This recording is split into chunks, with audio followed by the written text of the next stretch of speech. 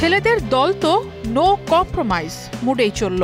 এবার নারী বিশ্বকাপে কি করবেন ভারত ও পাকিস্তান দলের ক্রিকেটাররা? এশিয়া কাপে ক্রিকেটের লড়াই থেকে ইন্ডিয়া পাকিস্তানের খেলোয়াড়রা রাজনৈতিক দ্বন্দ্বটাকেই প্রধান হিসেবে বেছে নিয়েছিল। সেই ঘোলা জল এখনো পরিষ্কার হয়নি, উল্টো ঝামেলা আরও বেড়েছে। এসিসির সভায় মহসিন নাকভির সাথে মতের বনিমনা না হওয়ায় সভা ছেড়ে চলে গিয়েছেন বিসিসিআই কর্তারা। এরই মাঝে রবিবার কলম্বোতে নারী ওয়ানডে বিশ্বকাপে মুখোমুখি হবে ইন্ডিয়া পাকিস্তান। এবারও ক্রিকেট থেকে দুই চিরপ্রতিদ্বন্দ্বী মাঠের বাইরে নতুন কি করতে যাচ্ছে সেটা নিয়েই সবার আগ্রহ। ভারতীয় গণমাধ্যম দ্য ইন্ডিয়ান এক্সপ্রেসের খবর, ছেলেদের এশিয়া কাপের পর নারী বিশ্বকাপেও ভারত নারী দলকে পাকিস্তানের সাথে হাত মেলাতে নিষেধ করেছে বিসিসিআই।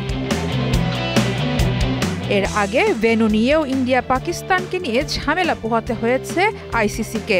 ভারত ভেন্যু হওয়া সত্ত্বেও বিশ্বকাপের নিউট্রাল ভেন্যু শ্রীলঙ্কায় হচ্ছে ইন্ডিয়া পাকিস্তান ম্যাচ।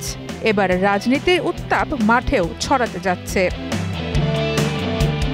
অবশ্য বিসিসিআই সচিব দেবজিৎ সাইকিয়া এই ব্যাপারে খোলাসা করে কিছুই বলেননি। বিবিসিকে দেয়া এক সাক্ষাৎকারে তিনি বলেন, আমি এখনই কিছু বলবো না, তবে পাকিস্তানের সঙ্গে আমাদের সম্পর্ক একই রয়েছে, তাতে কোনো বদল হয়নি।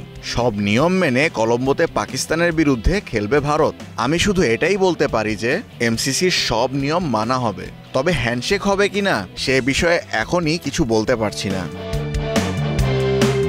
পাকিস্তান ক্রিকেট বোর্ড এ বিষয় নিয়ে কিছু না বললেও ভারতের হাবভাবে বোঝাই যাচ্ছে হরমনপ্রীত কৌর আর ফাতিমা সানার মাঝেও নতুন একটা দ্বন্দ্ব দেখা যাবে 5 অক্টোবর।